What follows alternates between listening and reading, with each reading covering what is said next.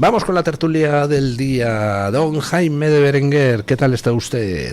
Bien, bebiendo agua. Buenos días. Me encanta pillar a la gente en los porque momentos no me has podido difíciles. interrumpir ya porque era el minuto uno, si no. Don Julián Victoria, ¿qué tal? Don Luis, pues más radical que ayer, pero menos que mañana. Claro, si el partido de gobierno ya tiene más imputados que diputados. En concreto tiene 320 imputados, 76 condenados, pero solo 121 escaños en el Congreso. Ay, Dios mío, estamos gobernados por una banda de chorizos y la pregunta es ¿cuándo nos desharemos de esa banda? Hoy hay una cantidad de noticias de corrupción ciertamente pasmosa. En un caso de las mascarillas, porque aquí hay varios, me refiero al caso de las mascarillas canarias, pues han descubierto, después de 2 años, la Fiscalía Europea, ¡wow! Vaya trabajazo, el rastro del dinero en Reino Unido y en Sudáfrica, así que posiblemente podamos ver pronto más imputaciones. Ya está imputado uno de los cargos de confianza de Ángel Víctor Torres, hay imputados diversos empresarios.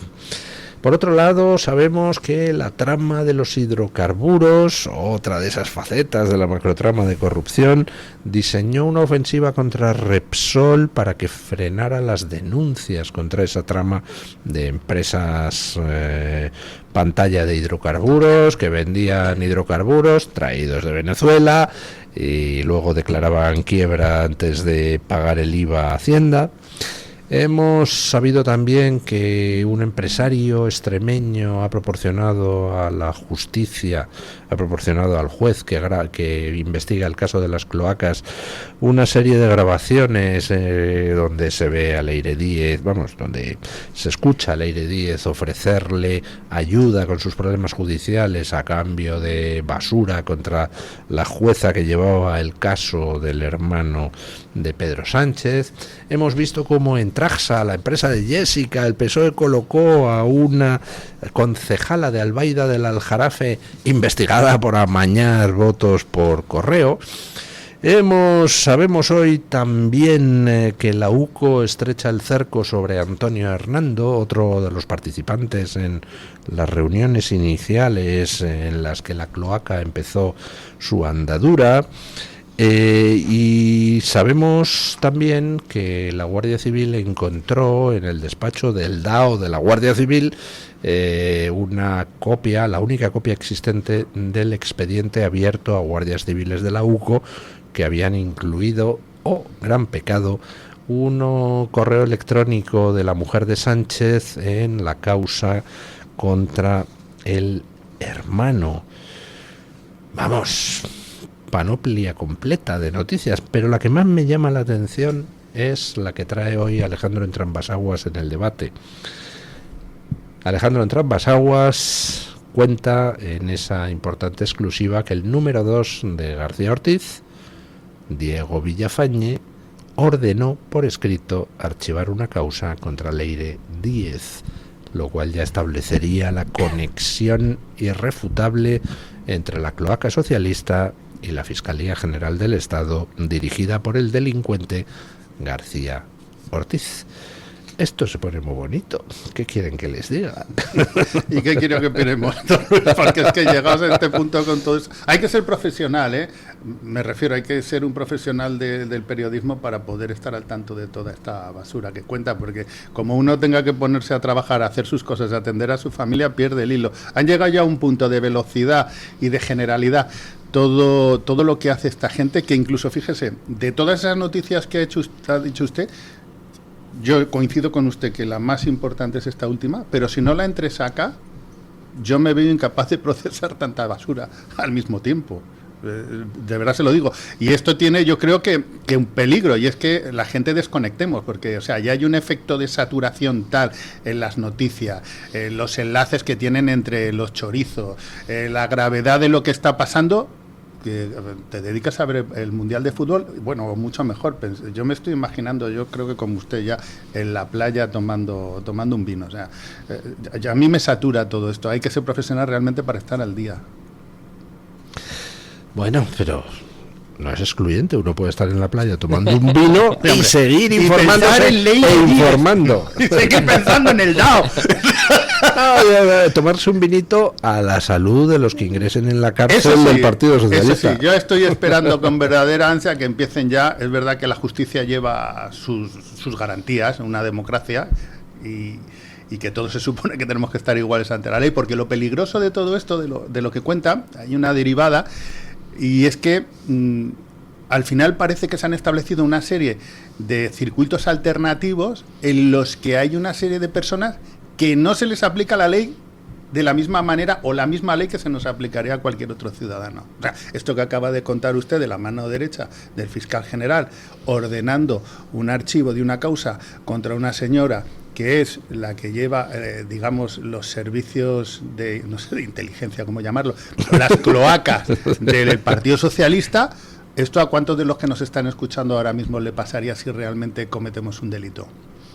A ninguno. Claro, y eso, en el fondo, ¿qué quiere decir? Lamentablemente, igual suena un poco fuerte, pero es que es así, que no estamos, iba a decir en una democracia, pero por lo menos tenemos una democracia de bajísima calidad, porque que eso pueda ocurrir, y luego se extrañan estos tíos que les busquen los jueces, que los lleven entre los tribunales y hablan de lawfare, ¿no? Es que esto va contra lo que es la definición del Estado de Derecho, directamente, de una democracia liberal, que es la que se supone que tenemos en España. Efectivamente, ahora que estamos hablando de la playa, yo tengo el Don Periñón enfriando para cuando José Luis Rodríguez Zapatero ingrese en prisión por todo lo que nos hizo, ¿no? No se puede tener enfriando un Don Periñón si estamos a la espera del partido de mañana contra Francia, ¿eh? No, eso lo doy por ganado, don Luis. No será la primera vez difícil, no será la primera vez que derrotemos a franceses y moros. O sea que encima en esta ocasión vienen juntos, así que vamos a por ellos. Oiga, que por decir cosas similares a Rajoy le han montado un pollo. O sea que... Rajoy, es que M. Rajoy. Bueno, lo que quería decir era que entonces hagamos una recuperación, digamos, después de la magistral que ha hecho don Luis de todas las noticias de corrupción, personifiquémoslas. Tenemos a la mujer, tenemos al hermano, tenemos al mejor amigo jefe de gabinete, tenemos al jefe de gabinete del jefe de gabinete, tenemos a la directora de la Guardia Civil, tenemos a la al número 2 de la Guardia Civil, ahora tenemos al número 2 de la Fiscalía General del Estado. Tenemos al ex número 2 del PSOE, al otro ex al número otro 2 del número PSOE, a la gerente del partido, a 2 de los abogados contratados por el partido. Tenemos al señor, al señor del Lobo, partido también. La presidenta del partido. Tenemos al señor Lobo de Pedro Sánchez, Coldo García.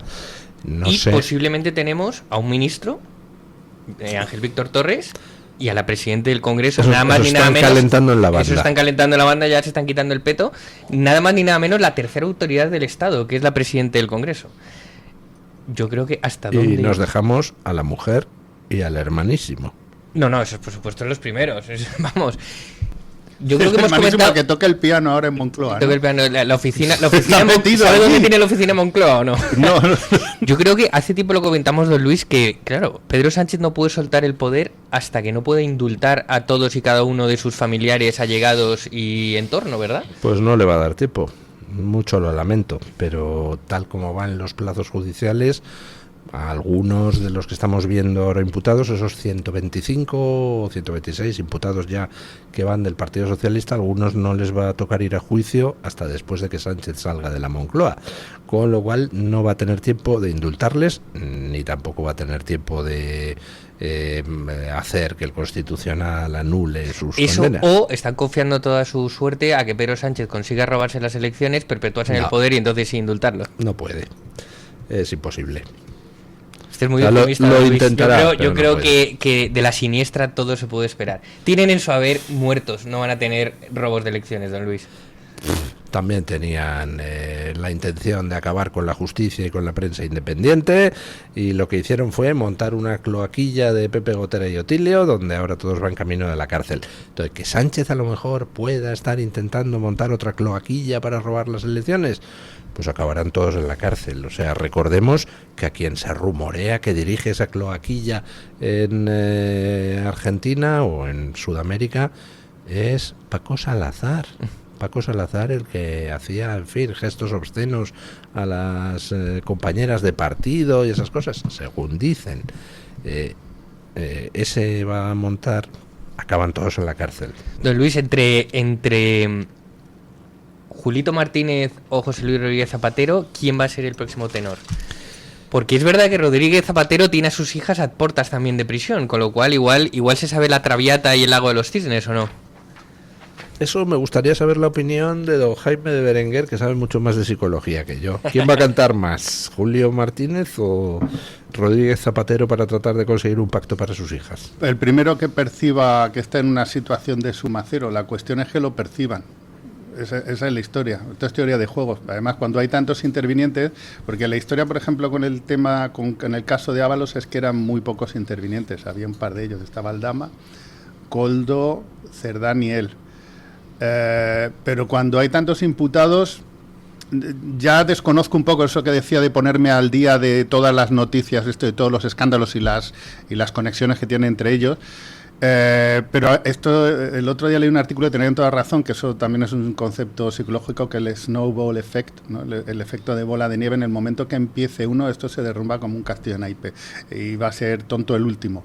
La cuestión es que ellos perciban que esta situación está en ese punto. De hecho, yo creo que se iban a precipitar más los hechos cuando ocurrió lo del Ministerio de Hacienda. Se me pareció un primer paso de una dimisión con otra dimisión y un conjunto de dimisiones en cadena, pero lo han frenado. Entonces, ¿cómo lo están? La directora de la agencia tributaria. Correcto, es decir, que es, bueno, tú ves que esto se desploma, no quieres ser el primero en salir, ¿no? La cuestión es que ellos están siendo capaces, y cuando digo ellos me refiero al gobierno y a todos sus proxies, incluido el PSOE, están siendo capaces de controlar eso.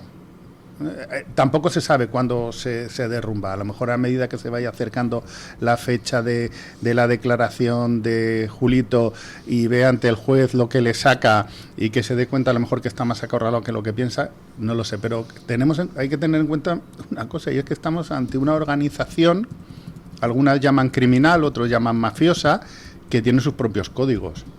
Entonces, a lo mejor el miedo a la organización es mayor al miedo a la justicia, ¿no? Entonces, es difícil de saber.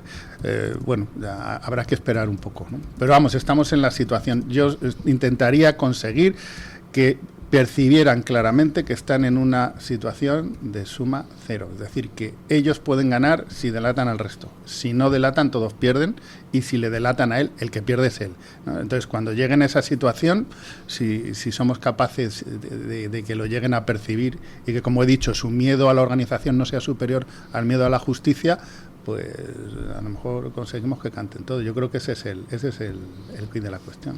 Tendremos la respuesta con respecto a Julito Martínez el día 21, o sea, dentro de 8 días, que es cuando declara delante del juez, pero se supone que también Zapatero puede declarar en cualquier momento. Había quedado con el juez en decirle en una semana, 10 días, cuál era el origen de las joyas, y todavía estamos esperando, ¿no? No ha conseguido el certificado de Arabia Saudí validando las joyas, ¿no? Por cierto, don Luis... Pues que a ver quién se atreve a hacer un certificado falso a estas alturas. Y además cuando hueles a podrido ya quién sabe molar por ti. Pero, don Luis, sí que me gustaría aprovechar esta ocasión para hacer un alegato reivindicativo de los hombres de honor de la Guardia Civil. Porque aunque la cúpula y la dirección de la Guardia Civil apesta a corrupción y a mafia, como son la número 1 y la número 2, creo que no se puede mancillar el buen nombre de una institución secular que vela todos los días por y para los españoles, no solo como la UCO investigando a los delincuentes, sino también cuidando nuestras casas, ayudándonos en las carreteras. Y, por supuesto, reivindicar que la Guardia Civil y los hombres de honor que la forman no tienen nada que ver ni pueden quedar manchados por su dirección, que, por cierto, son puestos políticos a dedo de los partidos. Mira, esa es una cosa muy importante. Yo creo que no pueden... Este tipo de conductas heroicas no pueden depender de la heroicidad y del voluntarismo de unos pocos. Cuando haya un cambio de gobierno, una de las cosas que hay que acabar, yo creo que es esta. Pero cuando hablamos de socialismo, no es solo la cantidad de Estado que hay o dónde está presente el Estado y dónde se mete, sino también cómo invade las instituciones. O sea, no puede ser que todos los cargos de todas las administraciones, ya no solo el gobierno, ayuntamiento, comunidades autónomas, gobierno, estén nombrados por el gobierno. No puede ser que el director de Casa América sea un tío puesto por el gobierno o por el ayuntamiento, por la comunidad. No puede ser, o sea, no puede ser que todos los funcionarios estén puestos a dedos y se deban al nombramiento, al miedo, a la presión del gobierno, y que tengas que hacer un acto de heroicidad como lo que se ha hecho hace poco en Hacienda y dimitir porque no tienes otra manera. O sea, tú no te puedes quedar ahí en el cargo para defender los intereses. Llega un momento que te tienes que ir a casa. Claro, cogen y ponen otro tío, otra tía que esté dispuesto a hacer eso. Eso yo creo que me parece que es un cambio absolutamente fundamental. Pero vamos, a nivel de director de departamentos, subdirector de departamentos, eso tiene que ser... Empezando por el Consejo General del Poder Judicial. Los jueces nombran a los jueces y no los partidos políticos. Pero lo gordo es que eso está, como usted sabe muy bien, metido hasta en la base de la consejería o del departamento de un ayuntamiento más pequeño. Todos están al servicio del poder político. Eso sí que es socialismo. Mucho más, sinceramente, que te suban los impuestos. ¿Impuestos es socialismo? Mucho. Pues si llega un momento que te embargan tu sueldo, sí. Pero lo otro, pero socialismo del malo, quiero decir, porque al final damos socialismo, pero también los utilizan los otros. Yo espero que cuando hay un cambio de gobierno, de verdad esa cultura organizacional cese. O sea, no voy a decir, vamos a ver, yo llevo tal departamento, pues a mí me tocan 4 ministerios, vamos a ver en el caso de Vox, y a mí me tocan otros 4 en el caso de PP. Bueno, pues ahora yo aquí voy a colocar a lo mío. No, eso, hombre, yo entiendo que el ministro, a lo mejor el secretario de Estado, pero ahí no puede pasar. Y secretario de Estado ya me parece mucho. Hace muchísimos años leí un reportaje, muchísimos años, habló 15, 20 años, leí un reportaje sobre la provincia argentina de La Rioja. En la provincia argentina de La Rioja, pues llegaban los peronistas al poder, colocaban a toda su gente, salían los peronistas del poder, entraban los otros, no echaban a nadie y colocaban a su gente. Volvían los peronistas al poder, metían más gente, llegaban los otros, metían más gente, y por supuesto nadie echaba a ninguno de los que ya estaban, hasta que llegó el momento donde el 70% de la fuerza laboral en la provincia argentina de La Rioja eran funcionarios. Es decir, por cada trabajador privado había 2 funcionarios. Bueno, y ojalá hubieran sido funcionarios en el sentido de la independencia, inamovilidad, sí, etcétera. No era... Bueno, 2 enchufados. Bueno, y aquí en España teníamos el caso de las cesantías, ¿no? Aquí en España ya somos especialistas. Llegaban los liberales, llegaban los tal. No, bueno, pero en el siglo XIX lo de la figura del cesante era precisamente que llegaban unos, colocaban a los suyos y echaban a los anteriores. Por eso digo que tenemos esa figura. Sí, pero aquí no es igual. Ahí lo habían perfeccionado y no echaban a nadie, simplemente iban añadiendo. Pues les cuento una excelente noticia, prueba del cambio, prueba de la alternativa y no alternancia que se ha producido en concreto en Andalucía. Y es que a petición de Vox se han echado a todos los enchufados que se va a echar a todos los enchufados que tenía el bipartidismo, especialmente el PSOE, en el SAE, el Servicio Andaluz de Empleo. Con lo cual, eso que pasó en La Rioja, Argentina, ya no va a pasar en Andalucía. Sí, porque 8 años de gobierno de Moreno Bonilla y no había echado a ni uno de los enchufados y que había colocado metido más, claro. El Partido Socialista. Juan Manoleando. ¿Cómo? Juan Manoleando. Bueno, pues vamos a ver quién es el que canta primero. Está por un lado Julito Martínez, está por otro lado... Tiene cara de cantante. Tiene cara de cantante, sí. Está Zapatero, que él no tiene cara de cantante, pero tiene 2 hijas que dependen de él, a las que, por alguna razón que se me escapa, ha pringado en sus basuras. Hace falta ser mal padre para hacer semejante cosa, y ahora, pues a lo mejor las hijas son suficiente motor como para impulsarle a dar el do de pecho.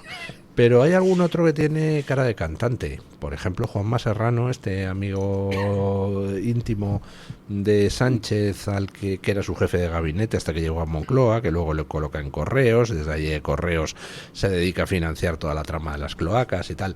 Este tiene una cara de cantante brutal. Sí. No sé.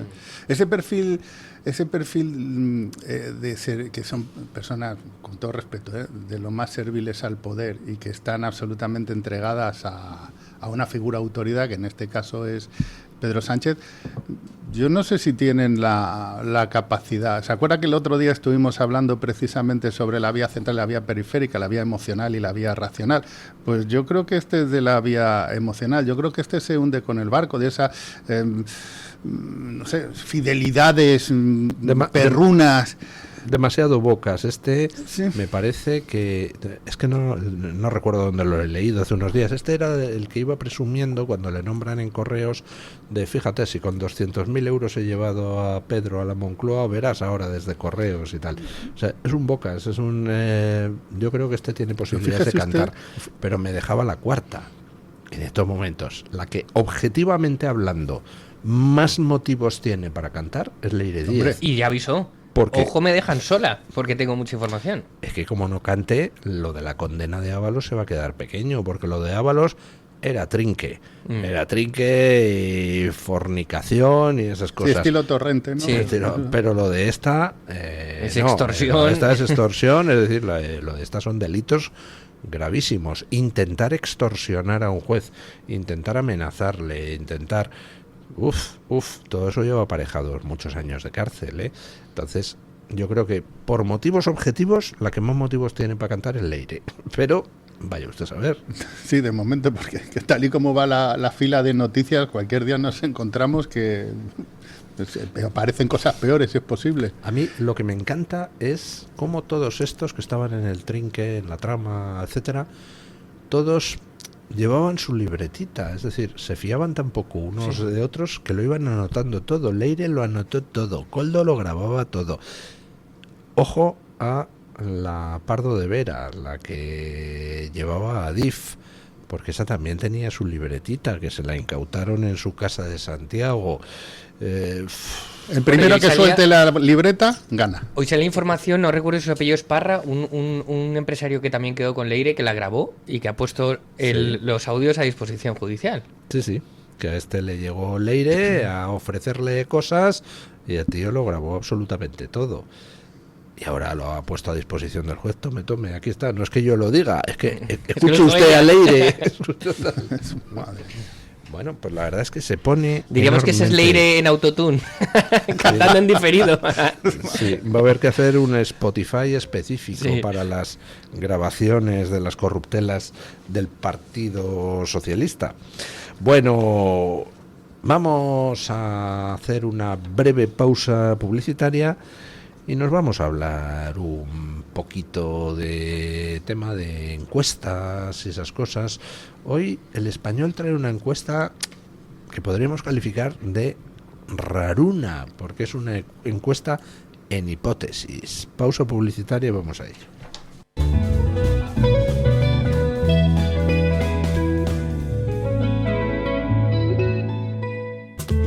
Si hablando de jamón buscamos excelencia, hablamos de Navarretinto. Jamón de bellota 100% ibérico, mención exclusiva pata negra. Está pensado para aquellos que buscan lo exquisito, olor, gusto y textura combinados. Pruébelo con total garantía de satisfacción, advirtiéndole que le creará adicción. Tendrá un 10% de descuento por ser oyente de Radio Libertad. Teléfono 916250228 o entre en www.navarretintoibéricos.com. ¿Sabes que hay 30.000 muertes en España por infartos? ¿Sabes que por cada minuto transcurrido las posibilidades de sobrevivir disminuyen en un 10%? ¿Y sabes que una ambulancia de media tarda en llegar a nuestra casa entre 10 y 12 minutos, produciéndose 3 de cada 4 infartos en nuestro hogar? Por todo esto, nace el proyecto Protege tu Vida. Tu hogar cardioprotegido con el mejor desfibrilador y de fácil uso. Ponlo en tu casa. Pide información al teléfono 900-730-061. Recuerda el desfibrilador que salva una vida. Infórmate 900-730-061. El Teatro de la Zarzuela presenta temporada con los mejores compositores, los cantantes y artistas más reconocidos y títulos emblemáticos. Si quieres vivir una experiencia única a precios populares, compra tus entradas a partir del 6 de julio. Teatro de la Zarzuela, donde lo popular es moderno. INAEM, Ministerio de Cultura, Gobierno de España. Hay un lugar donde todo puede suceder. Donde todo sucede. 365 días del año. Y alguna noche. Motorland. Mucho más que un circuito. ¡Salimos concentrados! Vamos, gente. 1, 2, 3. ¡El Pozo! Buah, esto sabe a gloria, hermano. Hoy ganamos seguro. El Pozo, el jamón oficial de la selección española.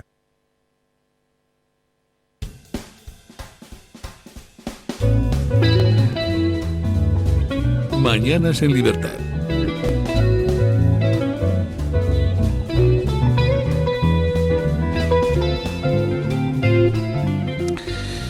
¿Tu comunidad tiene problemas de tesorería? ¿Las cuentas no cuadran? ¿Los gastos no dejan de crecer? ¿Tienes dudas sobre la gestión del administrador, del presidente o sobre cómo se están llevando las cuentas de la comunidad? Pues en Audita tu Comunidad realizan una valoración inicial, sin compromiso, de la gestión económica y administrativa de tu comunidad de propietarios. Analizan en detalle su situación financiera, revisan la gestión realizada y resuelven las dudas que puedan existir sobre el funcionamiento de las cuentas y de la administración. Además, confeccionan un informe técnico, preciso y personalizado en el que detallan la situación actual de la comunidad, detectan las posibles deficiencias y proponen medidas concretas para mejorar tanto la gestión como la estabilidad económica, y todo ello por un pago único de 100 euros, sin cuotas ni compromisos posteriores. La primera consulta no tiene ningún coste y además, si tras el análisis inicial no encuentran una mejora clara e inmediata para tu comunidad, no tendrás que pagar nada, porque en Audita tu Comunidad saben lo importante que es evitar gastos innecesarios, prevenir imprevistos y tener la tranquilidad de saber que la comunidad está correctamente gestionada, tanto en el ámbito económico como, lo más importante, en la convivencia entre vecinos. Llama ahora al 632 124 963. 632 124 963 o solicita información sin compromiso a través de auditatucomunidad.com. Audita tu Comunidad, soluciones reales para comunidades responsables. Bueno, les decía antes de la pausa publicitaria que íbamos a hablar de encuestas. Han salido este fin de semana pues varias, por ejemplo de amalgama métrica o de electomanía. Las dos dan más o menos el mismo panorama, es decir, un PP más Vox entre los 200 y los 210 escaños, un PP que se mantiene o sube un poco y un Vox que prácticamente dobla sus escaños con respecto a 2023 y un PSOE pues que se hunde, estaría ya poquito por encima de los 100 escaños, con una serie de partidos a su izquierda, Podemos más Sumar, que también se hunden y se dejarían pues más de 15 de los escaños que tenían, es decir, se quedan reducidos a la mitad de lo que eran, con lo cual debacle para la izquierda y victoria holgada para la suma PP más Vox. Eso, esas dos encuestas de amalgama métrica y de electomanía. Pero es que la del Español es una encuesta curiosa porque se adentra en el terreno de la política ficción y publica una encuesta donde se pregunta a la gente si votaría, además de a los partidos que están, si votaría a un partido que estuviera a la izquierda del PSOE, agrupando pues todos esos restos de Podemos, Sumar y los 2.000 millones de siglas que hay en la extrema izquierda, encabezado por Rufián. Y entonces dice que eso permitiría que sacara 37 escaños pues esa formación a la izquierda del PSOE. ¿A cambio de qué? Pues a cambio de que el PSOE se hundiría hasta los 89, que es pues prácticamente su peor resultado histórico. En ese caso, es decir, con una plataforma a la izquierda del PSOE dirigida pues, por alguien tipo Rufián, dice esta encuesta de sociométrica para el Español, pues PP más Vox tendrían un poquito menos, en lugar de entre 200 y 210 diputados, tendrían 195, que sigue siendo una mayoría absoluta holgadísima. Me ha hecho gracia la encuesta porque, no sé, esto de preguntar a la gente por hipótesis no plasmadas todavía en nada real, pues siempre resulta así un poco como aventurado, ¿no? Pero bueno. A mí me resulta muy interesante, de hecho, no me parece aventurado. De hecho, yo si fuera el PSOE, la haría. Es decir, cuando tú quieres vender un producto, lo primero que tienes que ver en el mercado es cómo está posicionado. Y lo que nos dice esa encuesta, yo creo que es que Rufián está muy bien posicionado entre la izquierda. Y a lo mejor votantes de la izquierda que no fuesen a votar, que se iban a quedar en su casa, pues les vuelven a vender la moto, que es una cosa que suele hacer la izquierda sistemáticamente. Primero fue Podemos, después fue Sumar, ahora va a ser... Reinventarse, ¿no? Exacto, que es vender el mismo producto con otro nombre, se buscan una cara. Entonces fue Pablo Iglesias, luego fue Yolanda Díaz, ahora es Rufián. Y en el fondo a ellos les da lo mismo, porque no se quita votos. Dice, ¿usted es que le quita votos al PSOE? Bueno, sí, le quita votos al PSOE, pero siguen en la misma saca. Es decir, a mí de esa encuesta lo que más me preocupa es que le quita 10 escaños a la derecha. Es decir, en la izquierda lo que quiere sumar es 176, con todos los Frankenstein. Entonces, en este sentido, a ellos estratégicamente les conviene conocer cuál es la imagen de Rufián, si estarían dispuestos a votarle, y que esa gente que está desmotivada o que iba a votar por castigo a otros partidos digan, mira, voy a castigar al PSOE votando a Rufián, cuando viene a ser lo mismo. Puede parecer raro o no, pero de hecho yo creo que una de las cosas que se ha demostrado desde la aparición de todos estos partidos, y ojo que no quiero decir que yo abogue por el bipartidismo, es que antes, cuando eran PP, PSOE, Izquierda Unida, por decirlo de alguna manera, a nivel nacional, había un trasvase entre bloques. Y ahora lo que hay es una transferencia, que no es un traspaso con el banco. Hemos pasado de los traspasos que se iban del PP al PSOE, PSOE al PP, y que entonces eso te daba una mayoría. Ahora la gente, si no está contenta con el PP o con el PSOE, ya no hay un trasvase de votos, una transferencia, sino que hay un trasvase entre otros partidos de otras segundas marcas, otras alternativas, llamémoslo como quieran, para que me entienda la gente. Entonces yo creo que es una cosa interesante, porque yo creo que esto se va a poner en marcha, esta operación Rufián lleva mucho tiempo enseñando la patita y la van a poner en marcha, porque a Pedro Sánchez lo peor que le podría pasar es que se quedara en 189, perdón, 189, 90 escaños, me da lo mismo. Pero si gobierna está encantado. Entonces, esa es una de sus alternativas, de sus opciones para mantenerse en el poder, es este tipo de cosas, ¿no? Y agitar, por supuesto, la extrema derecha y tal. Lo que pasa es que él tenía esa visión, es decir, podemos encarar las siguientes elecciones con un frente amplio, donde iría Pedro Sánchez encabezándolo, un frente popular, con Yolanda Díaz, con Rufián, etcétera, etcétera. Esa era la idea inicial, y eso tenía alguna posibilidad de poder funcionar, alguna, no demasiadas, pero podía ser un último cartucho. Pero es que todo eso se ha ido a tomar por saco, porque claro, ahora mismo un Frente Popular encabezado por el Partido Socialista no va a ningún lado, porque ¿cómo se van a meter en ese Frente Popular Sumar y Podemos, y Izquierda Unida y los Verdes y Rufián y... Jolín, que es que el Partido Socialista es el partido de los chorizos, o sea, ha quedado ya... Vamos a ver que queda mucho tiempo. Pero un momento, voy más allá, don Luis, es que no estamos comentando el hecho de que Gabriel Rufián va a liderar una cosa nacionalmente siniestra o siniestramente nacional, cuando es un independentista que se va a presentar a las generales para salvar a España. Esto ya es el oxímoron, esto es lo que me faltaba ver. No, para Rufián salvarnos, liderando la izquierda nacional española. Derecha, para salvarnos de la extrema derecha. Pero para salvar a España, no, era su España. enemigo. No. Yo creo que no lo van a focalizar ahí. Lo que viene es terrible. Nosotros somos malos, pero estos son peores. Ya, pero es que un momento, pero es que Rufián se supone que es independentista y aboga por la nación catalana, y se va a presentar para salvar a España de la ultraderecha liderando la nacional siniestra. Me parece ya acojonante. España, porque no va a ser España, va a ser ni siquiera se van a entrar ahí. Viene el lobo y yo, fíjate, yo que soy tan guapo, tan simpático y tan tal, como a ti no te gusta Pedro Sánchez, pues me podéis votar a mí. Y de hecho va a recibir toda la ayuda del mundo, y de hecho ya le está recibiendo.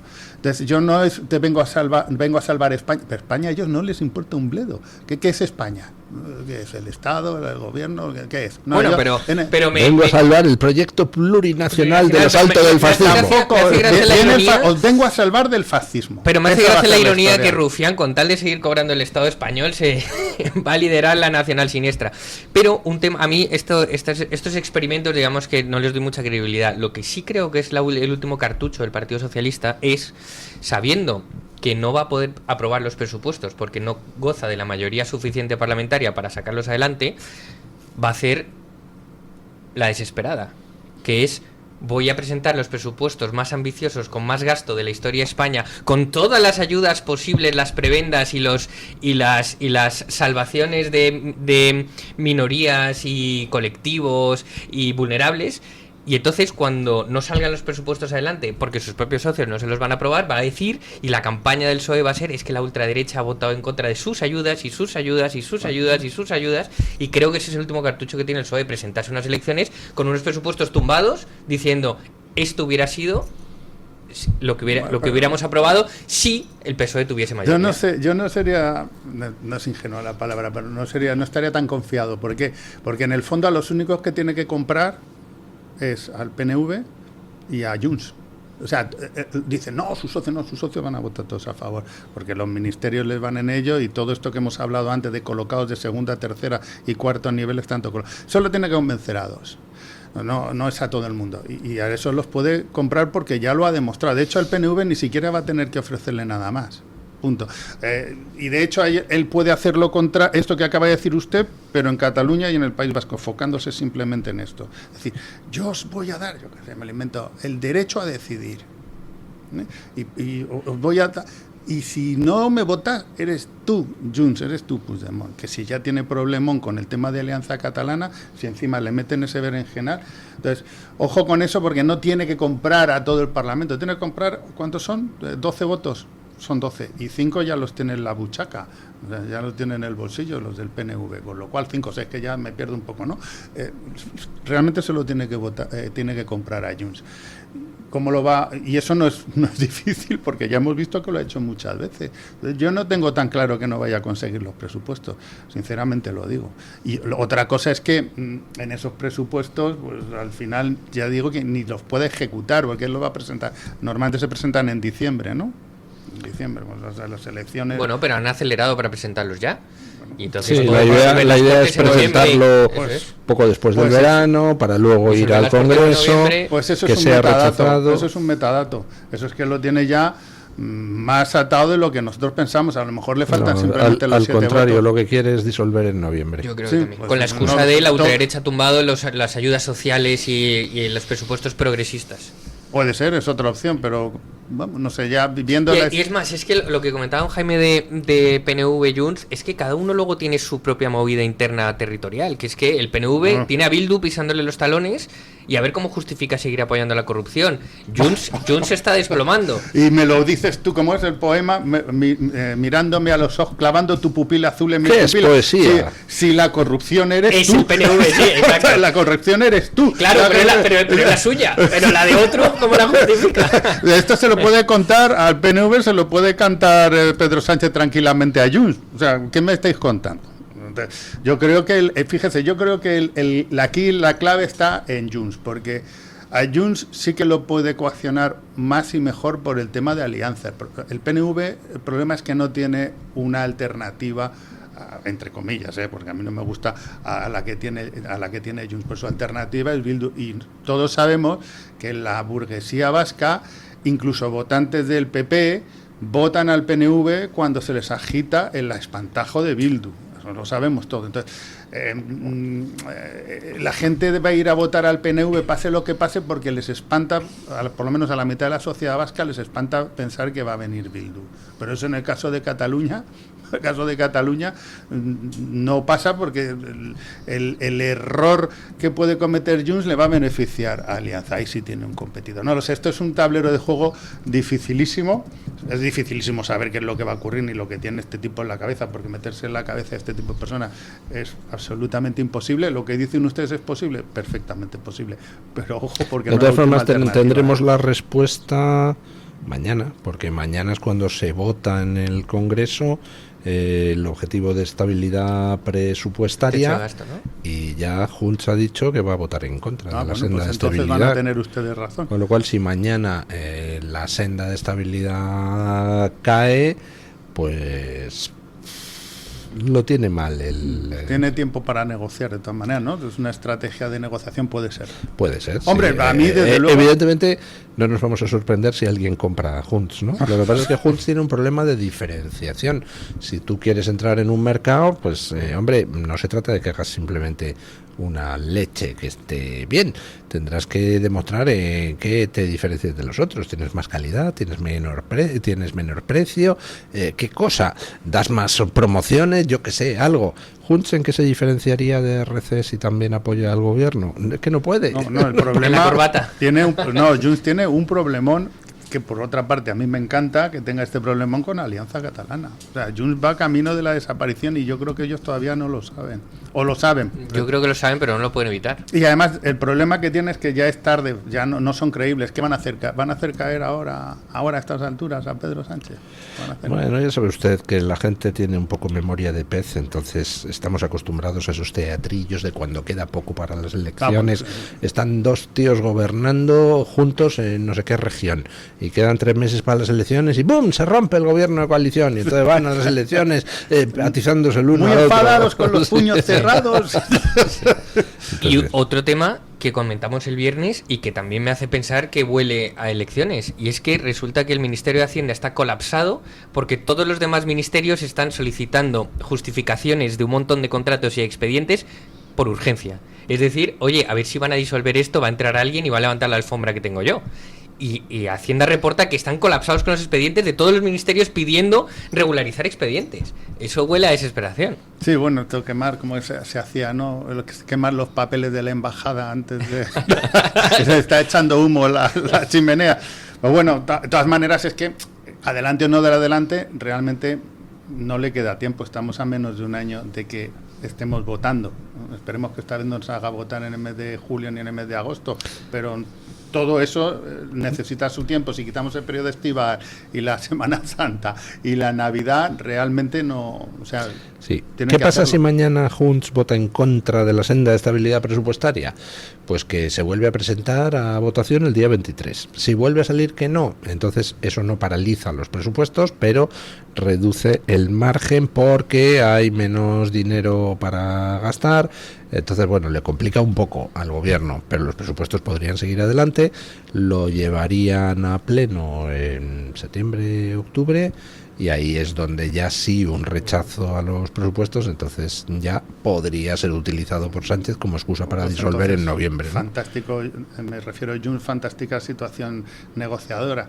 Yo te voto que no, te enseño los dientes y ahora vamos a volver a votar el próximo día, no te vuelvo a votar que no, y cuando llegue el mes de octubre ya veremos que ahí te voy a sacar todo lo que quiera. Quiere decir que a lo mejor no es así, pero... Claro, lo que pasa es que pongamos eso dentro del contexto general. Mientras tanto, ¿qué va pasando? Mientras tanto va pasando que Alianza Catalana le sigue comiendo a Junts, sí, claro, y Junts se iría camino de la extraparlamentarización. Sigue pasando que siguen las imputaciones, nuevas investigaciones contra el Partido Socialista. Todo eso hace que Junts al final pues, no tenga más opción que intentar ruptura fingida, todo lo que ustedes quieran, con el gobierno como único método para poder decir, estoy aquí, votadme, ¿no? Lo que pasa es que la única manera que tiene de romper, no es la única que quieren ellos es la de precisamente tumbar los presupuestos, es la única que tienen, porque no piensan presentar ni apoyar ninguna moción de censura de ningún tipo, porque ellos saben que eso ya es muerte súbita, no muerte dulce, y entonces la única que tienen es esa. ¿Y eso es suficiente? Porque también le puede decir, ustedes los de Junts han impedido que mandemos 200.000 millones de euros a Cataluña. Ustedes, Entonces dices, y se lo va a echar en cara a RC, el PSC, Alianza Catalana. Entonces, yo no me gustaría estar en la piel de Junts. Por otra parte, se lo han buscado ellos y han ayudado a destrozar el país. Con un poco de suerte nos libramos a la vez del PSOE y de Junts. Bueno, y de Podemos y de Sumar. Y decía don Luis que, poniéndolo en el contexto general, hay otra arista en todo esto, que es que en mayo del 27 hay elecciones autonómicas y municipales en toda España. Los poderes territoriales del PSOE están presionando para que haya unos comicios adelantados, es decir, que no haya un superdomingo. Es que yo quiero ser alcalde de Sevilla, y de La Rioja, y de Valencia, y de Almería. Necesitan que las generales sean antes. Exacto, yo no quiero que tu basura se junte con la mía, a ver si no me van a votar por tu culpa. No, claro. Y entonces, el PSOE, ojo, que se nos olvida, pero funciona por federaciones autónomas e independientes. Todas están pidiendo elecciones diciendo, yo voy a proteger lo mío, de aquí come un montón de gente. Con lo cual, tú ve convocando, y ahora, justo en noviembre, hay un parón autonómico. Venimos de las últimas de Andalucía, hasta mayo no hay otras, hay un parón, están lo de los presupuestos. Mira, Cuidado. Julián, eso en una mente normal a mí me parecería un buen motivo para que te sintieras presionado, pero yo creo que a Pedro Sánchez le importa un pito, o sea, me dan igual todos, fastidiaros. Claro, evidentemente ellos quieren, los varones territoriales quieren llegar ya castigados a sus votaciones, es decir, que el castigo se haya producido antes y ella puede decir, nosotros somos un PSOE nuevo, Pedro Sánchez ya se ha ido, no tenemos el poder. Es que estamos hablando de 21.000 tíos. Hay 21.000 concejales del Partido Socialista en toda España en estos momentos.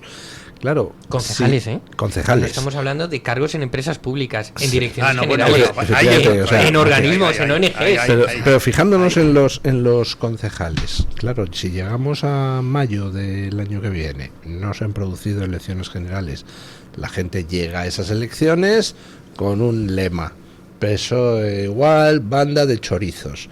Con lo cual, esa gente llega con ganas de darle una patada en el culo al PSOE.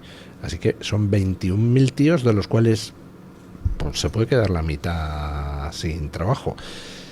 Y eso, a estos tíos que se traicione a España, que se compren votos a Junts, tal, les importa un bledo. Ahora, quedarse ellos sin su trabajo, más los que dependen de ellos, que han colocado en todos sitios, eso es ya claro, más eso duro. Es hasta entonces... humano, eso es humano, fíjese, eso yo lo entiendo, porque es que realmente hay gente que vive de eso, que vive bastante bien y que en el mercado privado posiblemente estuviera en el paro. Exacto, pero por eso digo que hay 21.000 concejales en estos momentos que están diciendo: Pedro Sánchez, pedazo de... convocar las elecciones antes para que la patada en el culo que le quieren dar al PSOE la peguen en tu culo, no en el mío. Exacto, por eso él a lo mejor le interesa hacerlas coincidir. ¿Por qué? Porque si yo, vamos, esto es un imaginar, que convoco las elecciones antes, yo mismo concejal del PSOE, que me quiero librar de Pedro Sánchez, puedo no ir a votarle. Pero amigos, si se hacen las votaciones el mismo día, ahí estás obligándolo de alguna manera a ir a votar. De alguna manera estás vinculando sus puestos con el gobierno. Entonces, bueno, no tengo ni idea, pero vamos, lo importante está donde ha dicho don Julián, en los enchufados. Los concejales son muy pocos, por cada concejal que cobran, hay 200 concejales colocados. Que cobran son pocos, realmente la grasa del Estado está en los organismos públicos. En las empresas privadas, las empresas municipales, las ONGs, las agencias de los observatorios de no sé cuánto, ahí está la grasa. En la casa no sé qué, la casa no sé cuánto. Embajaditas por el mundo. Efectivamente. Consejos de administración de distinto tipo, pero bueno, televisiones. Estaba ya explicado hace muchísimo tiempo, como sabe de Luis, por UPD sin ningún éxito. Estaba explicado desde 2012 sin ningún éxito. Sin ningún éxito, no. Todo aquello sirvió para sentar las bases de una situación que ha hecho que lleguemos a donde estamos en estos momentos. Si comparamos con lo que era la visión del mundo político hace 15 años, el cambio ha sido espectacular. Hace 15 años el sistema autonómico era prácticamente intocable. Se daba por sentado que España o es autonómica o no es. Hoy en día las autonomías, la inmensa mayoría de la gente lo percibe como algo que como poco hay que tocar y reformar para que vuelva a ser útil en lugar de ser una rémora. Todo lo que se refiere a la corrupción institucionalizada, Pues hace unos años todo el mundo miraba para otro lado. Ahora, pues en fin, hay una concienciación. Mira, yo se lo agradezco mucho, pero como es amigo y sabe que yo estuve metido en todos esos berenjenales, aunque no era de las figuras principales, pero vamos, nunca he percibido yo, porque desde aquel momento ha habido muchas reinterpretaciones de España. Y en esas reinterpretaciones algunos incluso han hecho alguna ley. Yo me acuerdo con el Partido Popular, sin ir más lejos, hizo una ley de aquella de la, no me acuerdo cómo era el título, pero de eficiencia del servicio público y de las empresas públicas, que fue todo... Cuando haces una ley de eficiencia es que lo vas a empeorar, 100%. Y entonces yo creo que es más de consecuencia. El diagnóstico fue fantástico, igual yo me acuerdo en el 2014, junto con otros 1000 compañeros, incluido Fernando Savater, de Gorriarán, Rosa Díez, Vargas Llosa, en fin, toda esa gente. Escribimos el primer libro sobre el tema de Cataluña, que se llamaba A favor de España. Yo creo que aquello, que fue una pica en Falandes, por cierto, nos dejó tirados sin escribir su capítulo, ¿cómo se llama esta? La que le escribe los libros a Irene Lozano. Hubo que buscar otra persona para escribir su capítulo, ¿no? Bueno, a lo que voy. Yo creo que lo que va a pasar en Cataluña no está originado en el diagnóstico, sino en la degeneración. Y yo creo que al final esos libros lo que tenían la misión era de evitar la degeneración. Y lo que hemos visto es que no. Es decir, al final los españoles van a reaccionar, espero, me gustaría, porque se dan cuenta de que hemos llegado a un punto donde delante tienes el barranco. Me da a mí la impresión, ¿no? Entonces, pero bueno, en cualquier caso me lo quiero creer, porque eso quiere decir que aquello que se hizo pues sirvió de mucho y la gente lo ha analizado muchísimo y lo ha tenido muy en cuenta y entonces se ha concienciado. Como dicen, me acepto pulpo como animal de compañía.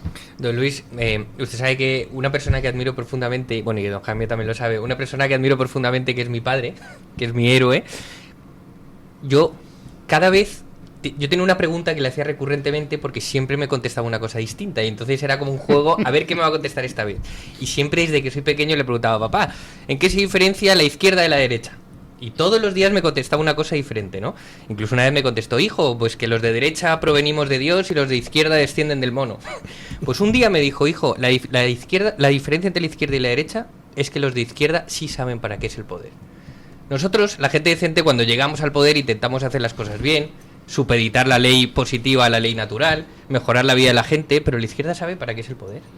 La gente decente no sabemos usarlo. Los de izquierda saben que es para corromper, para pervertir, para... En ese sentido llevo mucho tiempo dándole vueltas a una idea que creo que es correcta, que es que la diferencia entre lo que podríamos llamar el mundo progre y el mundo no progre es muy simple.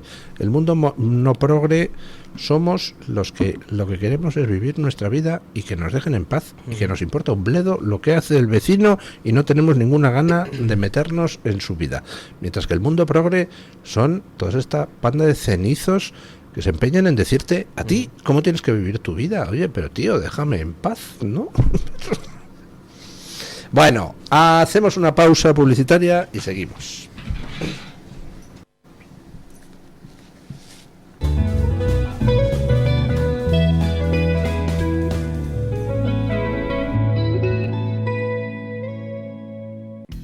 La doctora Iradier, especialista del Instituto de Microcirugía Ocular, IMO, Grupo Miranza en Madrid, utiliza el tratamiento más eficaz para la enfermedad del ojo seco con la nueva tecnología de luz pulsada óptima IPL. Con centenares de pacientes tratados y excelentes resultados, la doctora Iradier es referente en España de esta innovación oftalmológica. Doctora Iradier en IMO, Grupo Miranza. Teléfono 910-783-783. Calle Valle de Pinares Llanos 3, Mirasierra, Madrid. El Teatro de la Zarzuela presenta temporada con los mejores compositores, los cantantes y artistas más reconocidos y títulos emblemáticos. Si quieres vivir una experiencia única a precios populares, compra tus entradas a partir del 6 de julio. Teatro de la Zarzuela, donde lo popular es moderno. INAEM, Ministerio de Cultura, Gobierno de España. ¿Tu piel ha perdido firmeza? ¿Tus articulaciones están más rígidas? La fórmula de Aminopac contiene aminoácidos precursores del colágeno y vitamina C necesarios para la salud de tu piel, huesos y articulaciones. Dale a tu cuerpo lo que necesita para producir colágeno con Aminopac. Pídelo en tu herbolario o farmacia o visita ahora mederinutrición.com. Hay ganas de rock y poesía, de Patti Smith. Hay ganas de viajar, del paraíso de los elefantes. Hay ganas de Kandinsky, de pintar la música. Hay ganas de agitar la moda, de Vivienne Westwood. Series, documentales, podcasts, conciertos y mucho más en la plataforma gratuita Caixa Forum Plus. Historias que transforman. Caixa Forum Plus. Fundación La Caixa. ¡Salimos concentrados! Vamos, gente. 1, 2, 3, ¡el Pozo! Buah, esto sabe a gloria, hermano. Hoy ganamos seguro. El Pozo, el jamón oficial de la selección española. Hay un lugar donde todo puede suceder. Donde todo sucede. 365 días del año. Y alguna noche. Motorland. Mucho más que un circuito. Disfruta de la radio, del medio de comunicación más creíble. Radio Libertad, Madrid 107.0.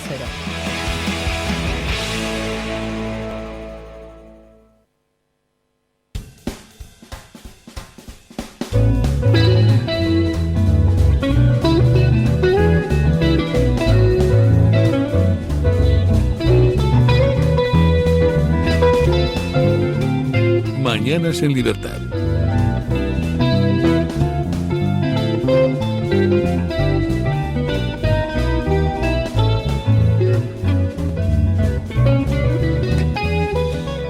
Bueno, al final van 13 muertos en Almería.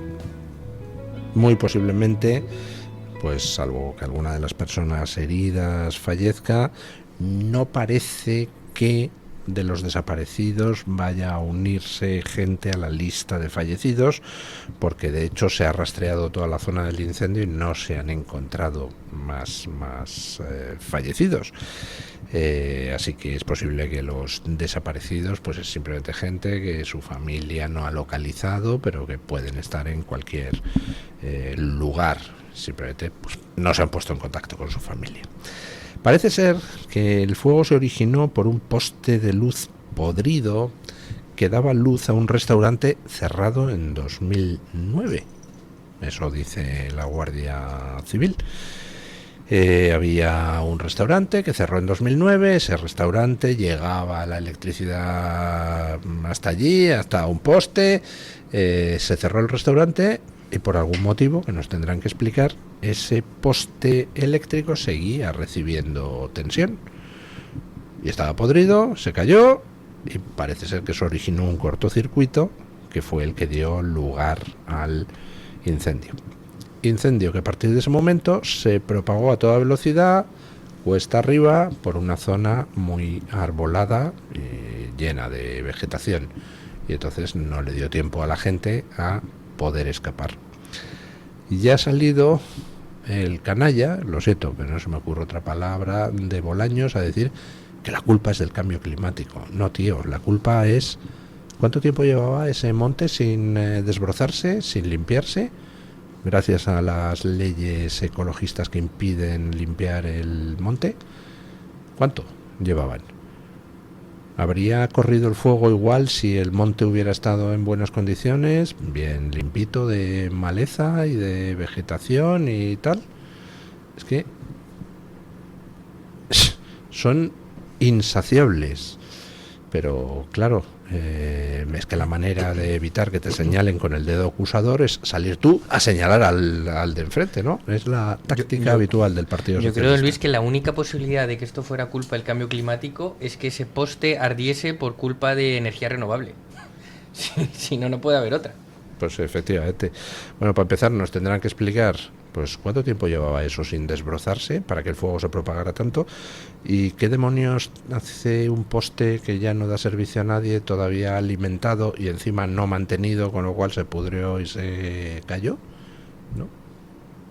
No, desde luego la relación con el cambio climático nos la tiene que explicar. Que es exactamente, de hecho, que había más vegetación porque ha llovido mucho, que esto se sabía y de hecho se sabe. De hecho, afortunadamente, a las fechas que estamos, todavía no ha habido esos grandes incendios que hemos tenido otros años, pero este año tiene todas las papeletas, puede ser en cualquier momento, por todo lo que ha llovido, por toda esa masa forestal que, como dice don Luis, antes se dedicaban a eliminar, ya fuera por el pastoreo, ya fuera por el trabajo de las tierras, gente que por una parte no les dejan y por otra parte se han ido de campo, la gente mayor, los agricultores, esa España que dicen vaciada, pues también cuando se vacía no es que se vaya solo de gente, sino que se va de todas las actividades humanas que están ahora sin proteger, lógicamente, y que son miles de millones de toneladas de combustible vegetal preparado para que pase una desgracia como esta, que nada tiene que ver con el cambio climático y que se pongan a arder. Mire, yo les cuento una anécdota. Cuando era muy joven, ahora no, porque sería un estorbo para los compañeros, pero yo tuve una época que me iba a luchar contra los incendios forestales de voluntario. Una cosa rara, ¿no? Pero así lo hice unas cuantas veces, ¿no? Y en una de ellas, que fue en Benidorm, por cierto, en la zona, no era Benidorm el término municipal de Benidorm, pero era por esa zona, también me asignaron al motobomba pesado de Denia, iba por medio del campo con un camión de estos con unas ruedas enormes, por los que tiene el ejército para llegar. Y yo, mi única misión, lógicamente, los profesionales, yo iba dentro del camión con los bomberos, mi misión era tirar de la manguera, ¿no? Pero nos metimos, como por la capacidad que tenía ese vehículo, nos metimos donde no llegaba nadie, y aquello, me acuerdo que encontramos una especie de basurero. No se pueden ustedes imaginar, por una parte, lo que es apagar eso, y por otra parte, como era el levante y había mucho levante, cuando venía una ráfaga de viento, era realmente un lanzallamas, o sea, era pavoroso. De hecho, estábamos tan en la línea de fuego que nos descargó encima un hidroavión. Me dijeron los bomberos, tírate al suelo, no me acuerdo en ese momento. Que son toneladas de agua. Afortunadamente fue pues a lo mejor a 10 o 15 metros a la derecha o a la izquierda, no nos dio de plan. Pero la gente se tiene que hacer idea lo que es como un lanzallamas, pero a lo bestia, o sea, no te puedes imaginar, eso se puede incendiar en décimas de segundo, en un segundo. Entonces, que este tipo diga eso cuando están los bomberos, los voluntarios, los pilotos, la gente del campo, en fin, las personas que han fallecido hablando del cambio climático, a mí me parece sobre todo inmoral. A mí me parece inmoral, porque esa explicación te vale para todo, y lo que ha dicho Luis, por una parte te exime de responsabilidades, pero otra parte te permite seguir eximiéndote de responsabilidades y gastando el dinero en vez de meter más medios, de brozar, lo que sea, etcétera, pues observatorio contra, exactamente, contra o sí, por ejemplo, política. ¿Nos podría explicar este hombre el tema de cuántos aviones para extinción de incendios tenemos ahora comparados con lo que había antes? Porque resulta que en vez de tener más, tenemos menos. Y bueno, lo que ha dicho de las leyes también, como bueno, proteges el campo, ¿vale? Pero porque yo no hago más que sin ser una persona que busca esa información, pero me salta gente que vive en el campo que permanentemente se quejan de este tipo de leyes. Pues oigan, a lo mejor es que tienen razón, pero claro, ¿qué pasa? Que los urbanitas, yo siempre estoy a favor de la gente del campo, los urbanitas nos creemos superiores a todo el mundo y que sabemos más que la gente del campo. Sabemos más del campo que la gente del campo. Y entonces, claro, como aquí me da más votos, por los votos verdes, decir que no voy a dejar pastorear en no sé dónde, entonces pues estamos instalados en esa prepotencia. Pues a lo mejor la ley está mal hecha. Oiga, esto es como lo del sí. La ley está mal hecha, tendrán ustedes que cambiarla, aunque incluso vamos a imaginarle, que yo no estoy de acuerdo cuando ha dicho usted antes que todos los de la izquierda son no sé qué. Pues habrá gente que tenga buenas intenciones y que realmente quiera que eso funcione, pero también tiene que tener la capacidad de superar su ideología y darse cuenta que esa ley que ha hecho está mal hecha. Si es que esto es lo que pasa cuando los políticos se meten a regular las actividades y la vida de la gente al margen de esas actividades y de esa gente. Fíjense hasta dónde llega la incongruencia, que en aras de salvar el planeta han prohibido a las ovejas pastorear en los montes, cuando las ovejas pastoreando en los montes son el planeta, ¿no? Pues sí. Nos tendrán que explicar a dónde ha ido el dinero. El no desbrozar ni montes ni cauces nos ha conducido ya a 13 muertos en Almería, pero es que antes hemos tenido más de 200 en Valencia. Exactamente por la misma razón, exactamente por las leyes que han impedido tomar las medidas para que no pasara una catástrofe, que han impedido limpiar los cauces, que han impedido construir las presas que hubieran debido construirse.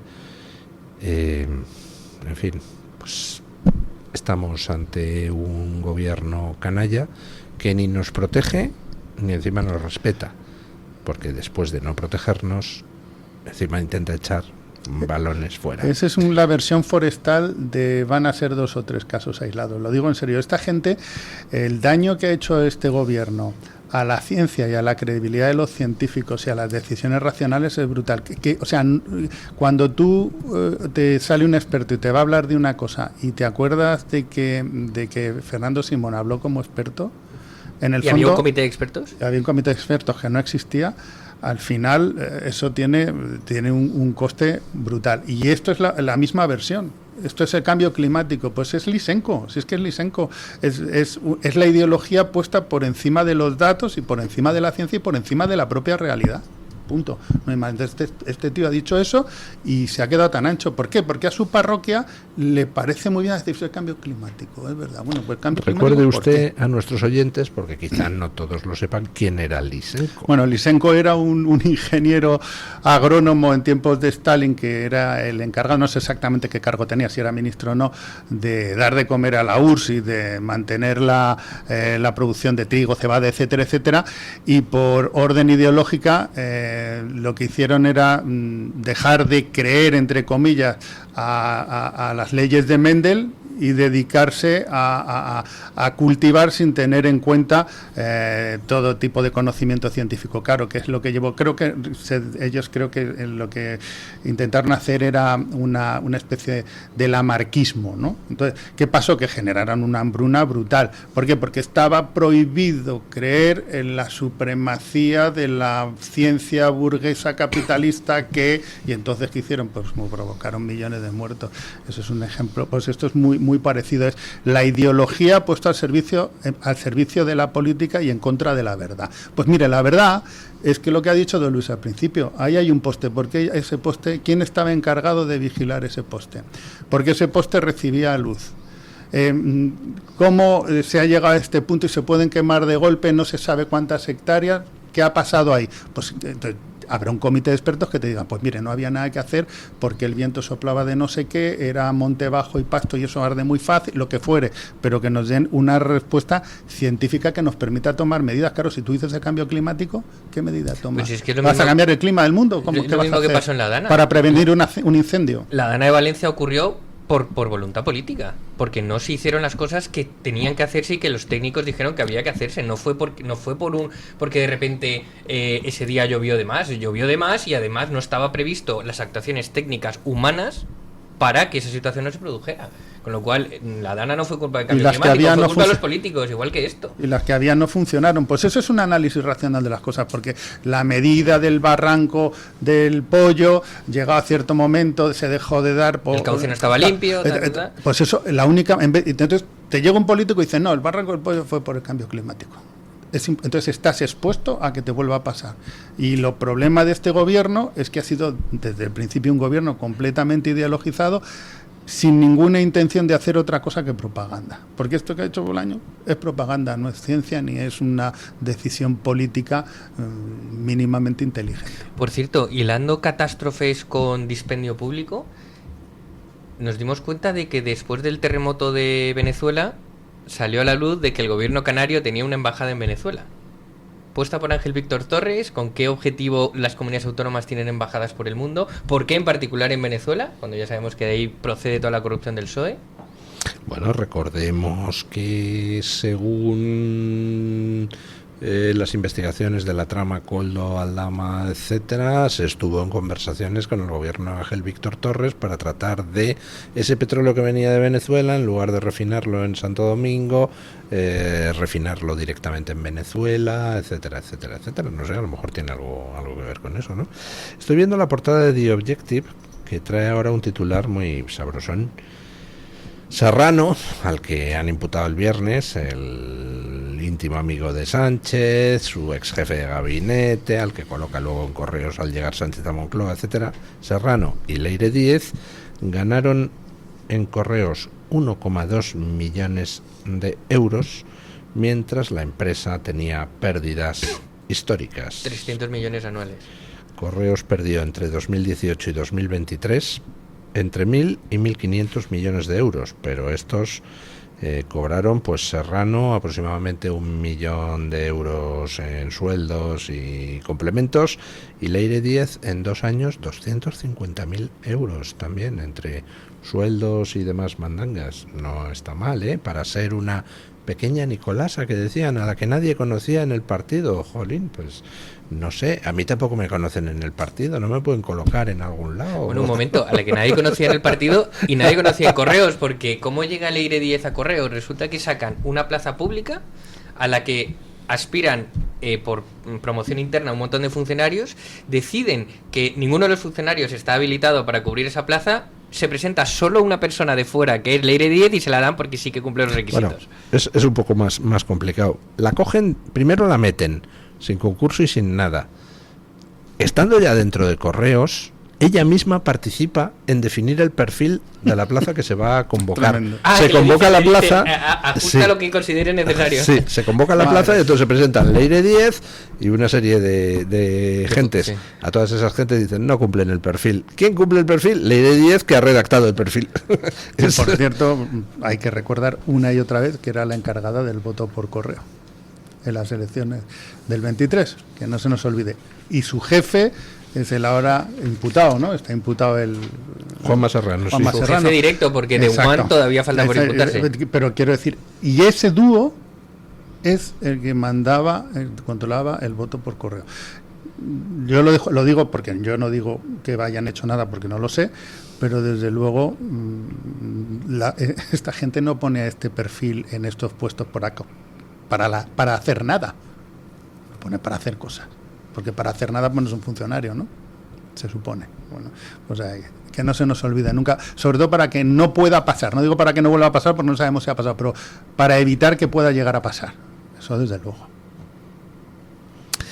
Bueno, pues hay que reconocerle al Partido Socialista una cosa, y es que premia bien a aquellos que bien les sirven. A diferencia del Partido Popular, que machaca siempre a los suyos, el Partido Socialista los defiende a muerte y les paga bien. Bueno, pagamos los demás, ¿no? Pero reparten bien el dinero público. Están ustedes hablando del tema del voto por correo. Otra de las noticias que viene hoy de la corrupción socialista en los medios es que el PSOE colocó en Tragsa, la empresa donde se había colocado a Jessica, a una concejala de Albaida del Aljarafe, concejala socialista, imputada por la compra de votos, ¿no? Y ahí está, que la colocaron en Tragsa para que tuviera un sueldecito. No está mal. Además así te evitas que cuente nada, ¿no? Efectivamente. Es una buena manera de que... No te vamos a dejar tirada. A lo mejor iba por ahí Leire Díez cuando decía eso de no voy a permitir que me dejéis tirada. A ver dónde la colocan, si es que la pueden colocar en algún sitio, pero ya a estas alturas... Mal horizonte, como ha dicho usted antes, son delitos tan gravísimos. Pero ahí está el Constitucional que el Partido Popular entregó al Partido Socialista, porque recordemos que al de los ERES, a Griñán, lo indultaron, lo amnistiaron, por recurso a amparo no entró en prisión. Cualquier cosa que nos pensemos que es una imaginación, ya ha pasado. Ya ha pasado, exacto. Ya ha pasado, o sea, cualquier cosa que nos imaginemos. El robo del voto ya ha pasado. Ya se robó las primarias, imagínate. Ya ha pasado, efectivamente. Que el Constitucional indulte a unos tipos que ya ha pasado. O sea, que el Constitucional valide una norma inconstitucional o anticonstitucional ya ha pasado también. Por eso digo que cuando dice, esto no va a pasar. No es que vaya a pasar, es que ya ha pasado. ¿Y quién no te dice que en algunos casos incluso haya sido lo que se denomina cuando haces investigación un preexperimento? A ver si funciona o no funciona. Entonces no llegas el primer día, haces el experimento a nivel nacional. Tú vas haciendo un pequeño preexperimento en el sitio más insospechado, de manera que vas a ver si funciona y dónde están los puntos débiles. Yo no digo que sea así, pero es que nadie me puede asegurar que no sea así, visto cómo están las cosas. Que ese es el gran problema, ¿no? Que esta gente ha generado una duda en las instituciones que incluso gente que no somos especialmente conspiranoica, yo ya es que no me fío de absolutamente nada. ¿Para qué le voy a negar? Con esta gente no me fío de nada. No me puedo fiar. Ni más de es que no hay que fiarse y hay que estar atentos a las trampas que pueden hacer, porque van a intentar hacerlas todas, eso está claro. Todas. Ahora, yo lo que siempre te digo es que intentar, las van a intentar todas. Que puedan, eso ya es otra cuestión. En fin, estoy leyendo ahora un artículo de Xavier Rius en Twitter, que se llama Zapatero culpable, y que está muy bien, y que recuerda que van ya 51 días desde que dijo que iba a dar explicaciones en que iba a dar explicaciones, sí, que utilizó la palabra en la comparecencia breve que hizo en un vídeo, dijo: reafirmo, hasta 3 veces para rechazar las acusaciones, y dijo que daría en 10 días o 15 días explicaciones. Y dijo que todo estaba perfectamente declarado en IRPF. Claro, es que lo que queríamos era saber en el impuesto de patrimonio y en aduanas. Pues sí, hace 51 días que tenía que haber dicho algo. Yo que sé, mire, las joyas son tal o son cual. Estoy buscando la documentación, en cuanto la haya reunido les daré a ustedes copia. Nada, ni mu, cero pelotero. ¿Por qué? Pues porque no hay ninguna explicación que no sea delictiva. De hecho, ahora lo único que está intentando es anular la causa por prescripción, no porque no tenga la razón. Que eso es lo más grave. Es decir, él no está defendiéndose diciendo estas joyas son legales, son de una herencia, como dije, su valor son 50.000 euros. No, lo que está intentando anularlas como prueba. Esa es la constatación de que es un delito. Efectivamente, si hubiera alguna explicación no delictiva, pues ya la habría dado, ¿no? Bueno, pues ¿qué quieren que les diga? Tenemos la acumulación de casos de corrupción, yo creo que más grande de la historia. Y estamos al principio, como decía antes. Al principio.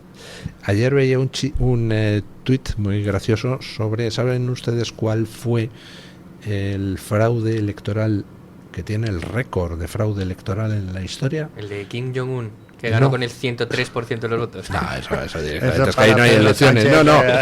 Pero un sitio con elecciones libres, pero fraude electoral masivo, fueron las elecciones de 1929 a presidente de Liberia, del Estado africano de Liberia, donde Charles King pues se presentó y ganó con 234.000 votos, a pesar de que el censo electoral eran solo 15.000 personas.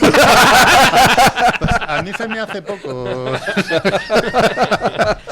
Ese es el récord, pero si Sánchez se pone, es capaz también de batir ese récord. Y eso ya no es broma. Hoy sale publicada una entrevista a Ángel Víctor Torres que dice que para 2027 habrá como mínimo 500.000 de personas más en España con derecho a voto.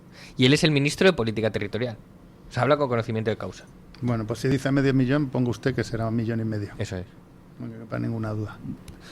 Bueno, de todas formas, vamos, ni el más mínimo miedo. Va a poner a intentar hacer trampas a sus mejores hombres, y sus mejores hombres son del nivel de Leire Díez, de Santos Cerdán, de Koldo García, con lo cual pues eso, acabarán en la cárcel todos ellos, y esperablemente Sánchez también.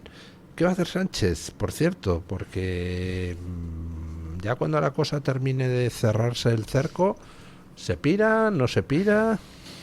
¿Ustedes qué harían?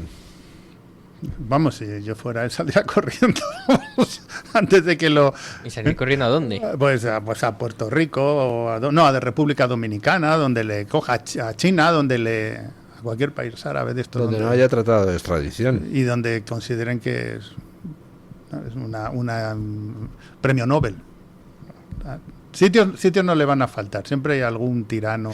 No sé, ya como decía don Jaime, todo lo que vemos ya ha pasado. Ya vimos a Biden que cuando dejó la Casa Blanca dejó un indulto ex post. Es decir, si acaso me llegan a acusar de algo, estoy indultado yo y toda mi familia. Por mí, por todos mis compañeros. Es muy socialista, sí. Bueno, un sitio al que se podría ir es a algún puesto internacional que tenga inmunidad diplomática. Y a lo mejor es lo que se ha estado trabajando. La inmunidad no aplica si ya estás en una causa judicial. Claro, pero él no puede estar en una causa judicial sin antes pasar por un suplicatorio que sería rechazado en el Congreso.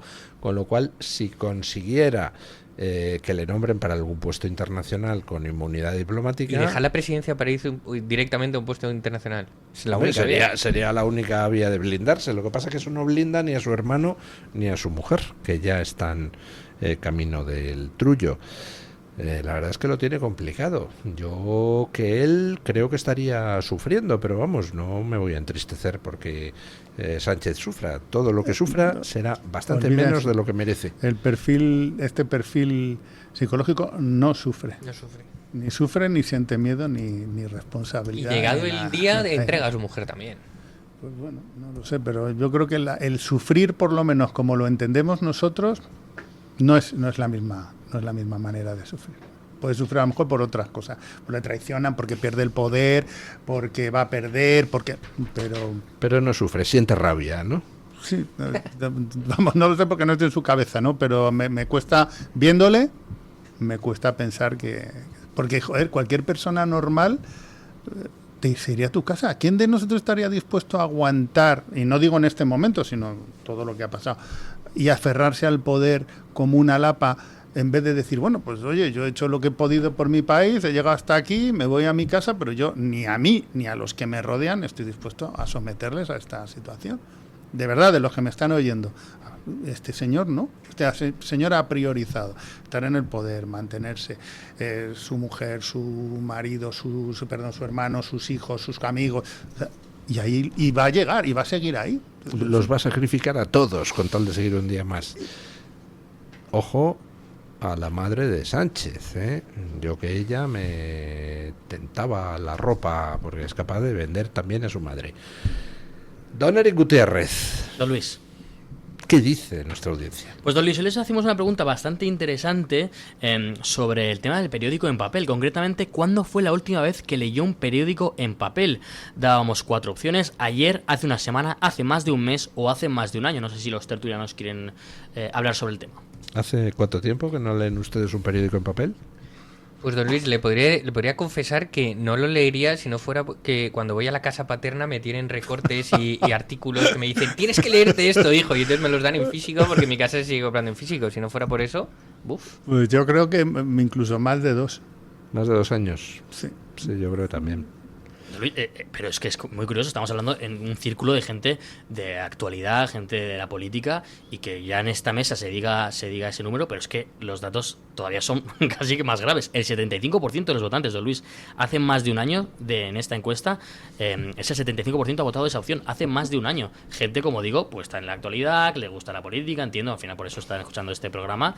Hace más de un año que no leen un periódico en papel. Efectivamente, y muchos de ellos en los comentarios, un año se queda corto. Hay gente que ha hablado de 10 años, hay gente que el último periódico que compró fue cuando España ganó el Mundial del 2010, hace 16. Esperemos que pronto tenga que comprar otro periódico próximamente. Pero eso es como si preguntas hace cuánto no pones un telegrama. Yo creo que es un problema de que... Sí, es verdad. Fue su último fax. Claro, es que es un problema, yo creo que tecnológico, no es un problema de otro tipo. Entonces, acabaré extinguiendo. ¿Hace cuánto no recibimos una carta en el buzón? Pues exactamente lo mismo. Bueno, las multas sí que llegan en papel. Sí, pero, no obstante, sí que me A gustaría... usted que se las pone. No, un amigo que me ha contado. Pero sí que no metas en igual que hemos hecho un alegato reivindicativo de los hombres de honor de la Guardia Civil, yo quiero hacer un alegato reivindicativo de los libros en papel. Ah, bueno, eso sí, para mí no he pasado, es que esa no era la prueba. Ni a los Kindle ni a nada, las cosas. Yo igual, en eso, exactamente. De hecho, tenemos un problema, los que somos así, que no sabemos ya dónde meter los libros. No, de verdad, tengo un problema. Bendito problema. No. Necesito ayudarlo, le está pidiendo un recurso directo, Luis. La segunda opción más votada, con un 12% hace más de un mes, y después ayer y hace una semana con un 6% las dos opciones. Como digo, la más votada, evidentemente, hace más de un año con ese 75%. 3 de cada 4. O sea que todavía hay un 12% de nuestros oyentes que lee periódico en papel a diario o al menos ocasionalmente, una vez por semana. Pues me parece mucho, ¿eh? Sí, don Luis, yo pensé que iba a ser un porcentaje más alto. ¿Sí? Sí, ya digo, que ya sea periódico deportivo, además en época de Mundial, que suele ser un momento en el que la gente pues compra las portadas de cuando gana España, o en algunos, ¿no?, como está la actualidad política, pues sé que iba a ser un poco más. Una cosa, es un dato interesante, que el 75% han votado que hace más de 2 años, hace más de un año no leen papel, sí. Siendo la población joven los que menos leen en papel, lo cual me lleva a pensar que el programa tiene un 75% de audiencia joven. Aunque ya no necesariamente, no, sino que ya no lee en papel nadie, ni joven ni mayor. Exactamente. No, pero bueno, nosotros somos jóvenes, no lo has pillado, Luis. Luis, le leo un par de comentarios que nos han dejado en redes sociales. José Ángel Moreno Núñez nos dice: hace más de 10 años, he votado más de un año, pero me quedo corto. Petu Once Again nos dice: y más de 5, y yo como buena funcionaria era de prensa diaria y los fines de semana doble ración. Ahora no voy a pagar para que se rían de mí los sicarios de los partidos políticos. Por ejemplo, Jorjov nos dice: creo que hace más de un mes y encima no era el del día. Imagino que se lo encontraría en algún... los que te regalan en el dentista, de Vigo, no en el dentista, eso que te das una revista de coches de hace 2 años, ¿sabes? Efectivamente, don Luis. Mickey Rooney original nos dice: ¿papel? Entre exclamaciones, no, entre signos de pregunta, porque evidentemente pues ya no saben ni lo que es. Y por último, Noctis 1055 nos dice: puf, era yo un adolescente en el instituto y el profesor de lengua planteó un proyecto. Eso fue en los primeros años de la década de los 2000. Eso quiere decir que sí que hay bastante gente joven, don Luis. Aquí hay uno que iba al instituto en la época de los 2000, por tanto tendrá 30-40 años máximo. Bueno, pues muchísimas gracias, don Eric Gutiérrez. Gracias a los oyentes que nos han mandado su opinión. Gracias, don Julián Victoria. Un saludo a esos gemelos y al otro niña y a la mamá, claro. Eso es. Que ahora está con los 3 sola y me está matando. Madre mía, pobrecita. Gracias, don Jaime de Berenguer. Y ponemos punto final a la tertulia con nuestro amigo don Paco Linares, que hoy nos quiere hablar pues de un aniversario que se ha producido para recordarnos que ETA ganó y España perdió. Buenos días, don Paco Linares. Gracias, saludos. Hace 29 años me encontraba en el despacho de la radio. Alguien me llamó por teléfono para decirme que ETA había secuestrado a un concejal en un pueblo de Vizcaya, concretamente Ermua, cerca de Guipúzcoa. En ese momento, por la tarde en la radio, teníamos una tertulia que dirigía mi compañera Elvira Medina. Los teléfonos ardían, resultaba muy difícil conseguir más información. En las Vascongadas estaban todos nerviosos. Incluso llamé al ayuntamiento de Ermua. Poco a poco conseguí algunos datos antes de dar la información, interrumpiendo la tertulia de Elvira. El concejal secuestrado se llamaba Miguel Ángel Blanco. Era un joven de 29 años que ejercía como edil en ese pueblo, por el Partido Popular, y que el precio de su rescate era acercar los criminales de ETA a las Vascongadas. Esa fue la información que di. En fin, corría el año 1997. Gobernaba José María Aznar y el cargo de ministro del Interior lo ostentaba Jaime Mayor Oreja. Era el 10 de julio de ese año, 1997. Las fuerzas del orden se pusieron inmediatamente a trabajar sin descanso. Don Jaime Mayor Oreja afirmó que no cedería ante el chantaje del terrorismo etarra. En toda España, en ciudades y pueblos, se levantó un inmenso clamor pidiendo la liberación de aquel joven, Miguel Ángel Blanco. Pero la crueldad de la banda terrorista ETA nunca supo lo que es la piedad, y el día 12, el etarra Chapote puso de rodillas a Miguel Ángel y a sangre fría le pegó 2 tiros en la cabeza. Cuando en la madrugada del 12 al 13 lo encontraron, aún vivía, pero ya en el hospital murió. La indignación invadió a los españoles. ¿Fue este el fin de ETA?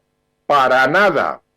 El 27 de marzo de 2003 se ilegalizó el brazo político de ETA, Batasuna, aplicando la ley de partidos de 2002. Esto tampoco sirvió, porque gobernando ya José Luis Rodríguez Zapatero, se legalizó EH Bildu, directo sucesor de Batasuna, que ahora ha sido acogido por Pedro Sánchez, y el que sí ha rendido a España acogiendo proetarras reagrupando a los presos de ETA en esta región, presos de ETA, y permitiendo que los jueces de esta comunidad autónoma rebajen las penas. Bildu se legalizó el 5 de mayo de 2011. Un partido que nunca pidió perdón. Un partido que odia a España y que está en el gobierno solo porque Sánchez les da todo lo que piden. Al final, ETA ganó. Muchos nunca pensamos que un traidor canalla como Pedro Sánchez Castejón iba a ceder ante la demanda de ETA, solo por dinero y por poder. ¿De qué sirvió el asesinato de Miguel Ángel Blanco? Porque ETA ganó. Mañana más y mejor. Punto final.